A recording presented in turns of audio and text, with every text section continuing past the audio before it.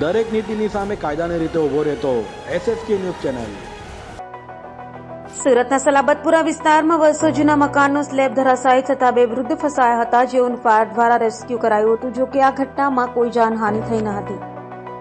ચોમાસા દરમિયાન શહેરના જર્જરિત મકાનો ધરાશાયી થવાની ઘટનાઓ યથાવત છે। વરસાદી માહોલને કારણે જૂના મકાનો એકાએક જ પડી જતા હોવાની ઘટના બની રહી છે। ત્યારે ફરી એક વખત સલાબતપુરા વિસ્તારમાં બે માળનું જર્જરિત મકાનનો આગળનો ભાગ ધસી પડતા દોડધામ મચી ગઈ હતી।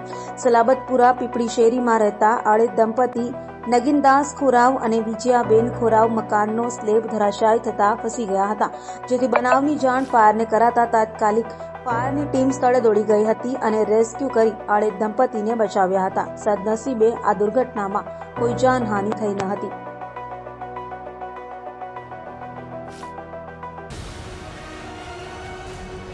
દરેક નીતિની સામે કાયદાની રીતે ઊભો રહેતો SSK ન્યૂઝ ચેનલ।